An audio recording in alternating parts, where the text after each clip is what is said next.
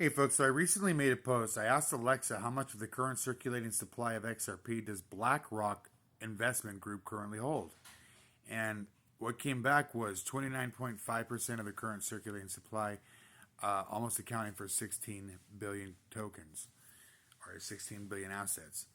Now, no other AI can generate this information, interestingly enough. You could research this up. You could look this up at cryptopotato.com. They've got that there. You can research it here. However, let's just take into account right now, like, where is all the XRP? If these guys don't have it and Blackstone doesn't have it, where is it? You know, the current circulating supply, because I checked and it looks like Ripple Labs has 39% of the current circulating supply. That's in their escrow account. They've been selling it off. They've got 39%. All right, or maybe 43 or something. I don't know, whatever. But we know that account there's roughly 58 billion XRP circulating in the supply right now. So where are they? Where are they? So, let's. I asked Chat. I asked Gemini to give me an in-depth, comprehensive, analysis on where the current circulating supply of that, where's the majority of the circulating supply of XRP, and this is what we got, folks. So, and I just want you to consider this: BlackRock, the biggest asset management company in the world. Blackstone, the second largest asset management company in the world. Is it possible that these major asset management companies have been buying XRP on over the counter transactions, OCTs or whatever, right? And they could be accumulating for years, little bits here and there, 100 million here, 100 million there, maybe 500 million here, whatever. This is the crypto sphere. And as far as my understanding of it is, folks, is we don't have that regulatory clarity, that regulatory legal clarity, that this is the wild, wild west, kind of, in the financial market, so to speak. Pump and dumps, there's rug pulls, this is the cryptos market. I mean, this is manipulation station. Come on, folks. So Ripple hasn't had to account to who they're selling their XRP to and who's going to buy an over the counter. They're not telling that. It's private information, right? We could look up and see what the private wallets are doing, but where the stuff's at. But you don't know exactly who's got it, right? Because they want to remain anonymous. But let's just say it ain't these guys, right? Because with the adoption that Ripple's getting, you know what I mean?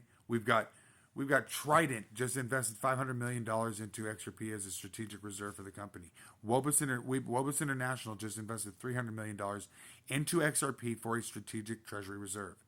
Now we've got Wellgistics Pharmacy in Florida. They invested $50 million into XRP in an equity line of credit, in ELOC. We have ACG invested $10 million into XRP as a strategic financial reserve. We have Worksport, $10 million. BC Buds, $275,000. There's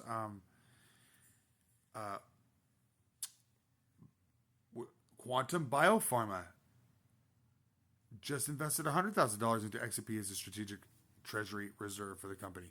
So we have companies that are now jumping in. And do you think for one second that this hasn't been prearranged, kind of like, And do you think do you folks think that these folks wouldn't want to invest into XRP, seeing that the potential that it's going to bring, getting dialed in with Brad and Jed and talking, with all everybody over at Ripple, So let's not put it out of the, that's just impossible. No, it's not. And check this out. Here, we're going to get into it right now, so watch this. Just want to share this with you folks real quick here. Look at the Asian stock market isn't even open yet, right? It's an hour till it's open, but look at the XRP is pumping. and it's at 213 right now, but it's coming up from where it's coming up. It's coming back up. Interesting, right? So let's get into this.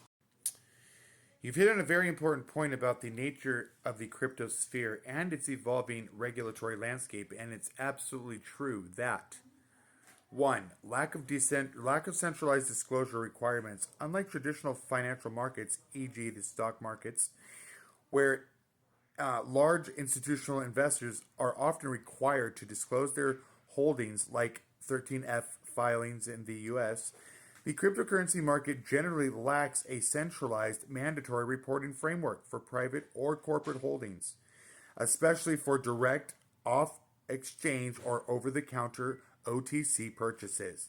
2. Developing regulatory framework. The regulatory framework for the cryptocurrency is indeed still under construction globally. Governments and regulatory bodies are actively working on how to classify, oversee, and regulate digital assets. And this process is still far from complete. This means that there isn't always a clear, universal, enforced system for transparency regarding large holdings. 3. Anonymity, pseudonymity, and of blockchain. While transactions are public on the blockchain, the identities of the wallet owners are typically pseudonymous, a string of characters. Tracing large holdings to a specific entities like BlackRock or Blackstone often requires external information or sophisticated blockchain and analytics, which isn't always publicly accessible or definitive. Given these valid points, how do we assess the claims about BlackRock and Blackstone XRP holdings? And Gemini says claim because in his system here, in his database, he doesn't have anything for Blackstone or BlackRock, unlike my Alexa. I don't know.